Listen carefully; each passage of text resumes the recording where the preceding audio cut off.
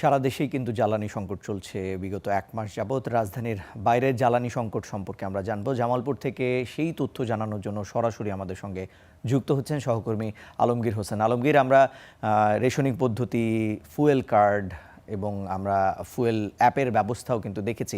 জামালপুরের এই সংকট মোকাবেলায় কি পরিস্থিতি দেখছেন এবং কি ব্যবস্থা নিচ্ছে প্রশাসন, জানাবেন।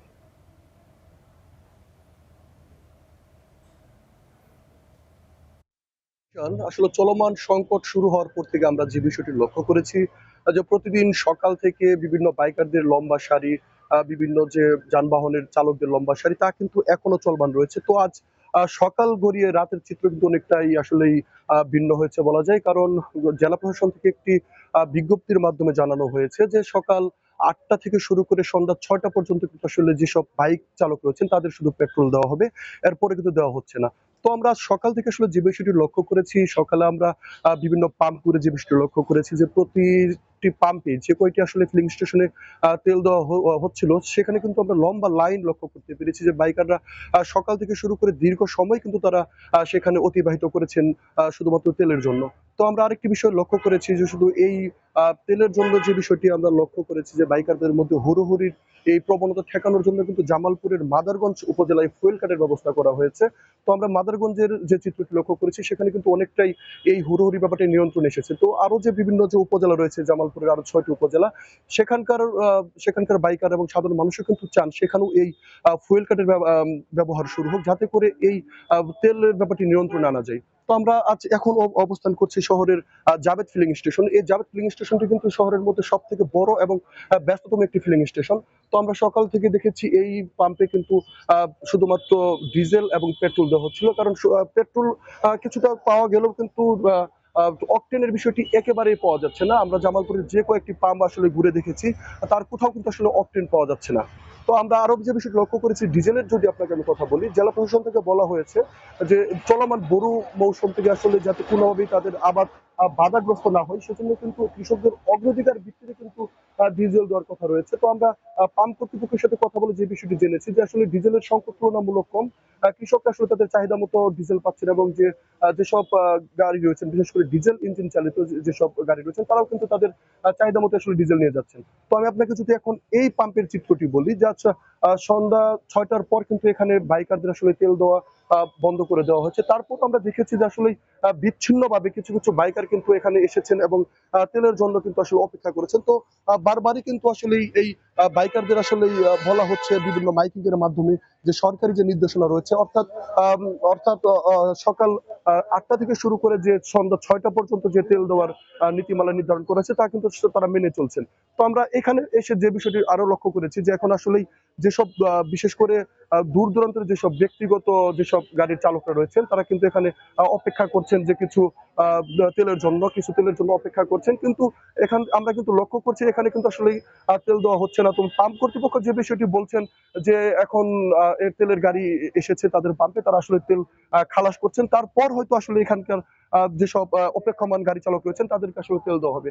তো আমরা এখন থেকে আধা ঘন্টা আগেও আমরা দেখেছি যে কৃষকদের মধ্যে কিন্তু আসলে যে ডিজেলের বিষয়টি তা কিন্তু তারা আসলে বিতরণ করছিল। তো এখন আবার আমরা দেখছি যে সেই বিতরণ কিন্তু এখন আবার বন্ধ রাখা হয়েছে। তো আমরা একটু এখানে যারা অপেক্ষমান রয়েছে, বিশেষ করে যেসব দূর দূরান্ত থেকে যেসব ব্যক্তিগত যেসব যারা গাড়ি নিয়ে এসেছেন তাদের সাথে একটু কথা বলার চেষ্টা করব। তারা আসলেই তেল পাচ্ছে কিনা বা আসলে তারা কি ধরনের সমস্যার মুখোমুখি হচ্ছেন। আচ্ছা, আপনারা কোত্থেকে এসেছেন এবং কতক্ষণ ধরে এখানে অপেক্ষা করছেন? আমরা ধনবাড়ি থেকে এসেছি একটা গাড়ি নিয়ে পেট্রোলের জন্য। সাধারণত আমরা জানি যে এই সময় তেল নেওয়ার পারমিশনটা আছে। তো আমরা গাড়ি আনার পরে জানতে পারি যে আমাদেরকে তেল দেবে না, ওইদিকে তেল নামানো হচ্ছে। আমরা প্রায় ঘন্টাখানেকের উপরে হয়ে গেছে আসছি, কিন্তু আমরা তেল পাইনি। ধন্যবাদ। আমরা আরেকজনের সাথে একটু কথা বলার চেষ্টা করব। আমরা দেখছি উনি অনেকক্ষণ যাবত এখানে অপেক্ষা করছেন। আপনি কোত্থেকে এসেছেন এবং কি গাড়ি নিয়ে এসেছেন এবং এখানে এসে আসলে কি পরিবেশ দেখছেন? আসসালামু আলাইকুম। আমার এই এক্স করোলা গাড়ির মানে এমন পর্যায়ে ইমার্জেন্সি নিচে তেল, গাড়ি স্টার্ট দেওয়ার মতো অবস্থান নাই। তো এখানে আমি ঘন্টা খানির মতো সিরিয়ালে দাঁড়ায় আছি, এখনো আমি তেল পাবো কিনা এটা বুঝতেছি না। পাম্প কর্তৃপক্ষ বলতেছে যে তেল সকালে হবে, এরকম আশ্বাস দিচ্ছে, কিন্তু আসলে এই তেল ছাড়া তো আমার গাড়ি আর স্টার্ট হবে না। এখন আমি সিরিয়ালে আছি, দেখি আল্লাহ পাক কতটুক চেষ্টা কতটুকু তেল নিতে পারি কিনা দেখা যাক। আচ্ছা, আপনি কোথায় যাবেন এখন যদি এখানে তেল না পান, সেক্ষেত্রে আসলে আপনি কি ধরনের বিপদের মুখোমুখি হবেন, বা এখান থেকে আসলে আপনি যেতে পারবেন কিনা? তেল না পাইলে আমার গাড়ি স্টার্ট হবে না, পরবর্তীতে আমার গ্যাস নিতে হবে, গ্যাস দিয়ে স্টার্ট করে পরে যাইতে হবে। এটা হলো। আমরা আসলে এমন যেসব আসলে এমন ভোগান্তির কথা আমরা আরো শুনেছি। তো আপনি এখন দেখতে পাচ্ছেন এই জায়গাতে কিন্তু আসলে অনেক কৃষক, যারা আসলে কৃষক রয়েছেন, ডিজেল চালিত যেসব আসলে শ্যালো মেশিন রয়েছে, চলমান বড় আবাদে যারা আসলে এই সেচ কাজ পরিচালনা করেন, তারা কিন্তু আসলে এখানে অপেক্ষা করছেন। তারা তাদের ব্যারেল নিয়ে, বিভিন্ন আসলে বোতল নিয়ে কিন্তু তারা এখানে অপেক্ষা করছেন ডিজেলের জন্য। কিন্তু এখন আমরা যে বিষয়টি লক্ষ্য করছি, এখন কিন্তু আসলে ডিজেলটি দেওয়া হচ্ছে না।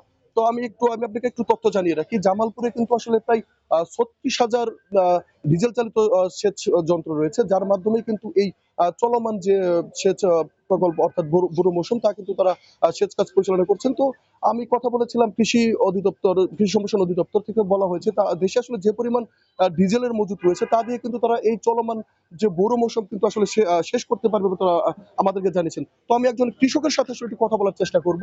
আপনি এখানে কখন এসেছেন এবং কি জন্য এসেছেন, তেল পাচ্ছেন কিনা আমাদেরকে জানাবেন। আসসালামু আলাইকুম। আমি 2 ঘন্টা ধরে আসছি। আমি ডিজেলের লাগে, আমার ডিজেল লাগে দৈনিক 20 লিটার, আমার দেয় 4 লিটার। 4 লিটার প্রতিদিন 2 ঘন্টা করে 3 ঘন্টা খাড়া করে আমার সিরিয়াল ধরে নিতে হয়। এখন এভাবে কিভাবে আমি সংসার চালাবো? আর আমার তো বুড়ো মৌসুম সব মরে গেল, ধান টান মরে সাব হয়ে গেল। ধন্যবাদ আপনাকে। আমরা আরো একজন একটু কৃষকের সাথে কথা বলার চেষ্টা করব। আচ্ছা, আপনি এখানে কখন এসেছেন, কি জন্য এসেছেন, আপনি ডিজেল পেয়েছেন কিনা? না, ডিজেল পাই নাই। আইছি 2 ঘন্টা হইলো আইছি।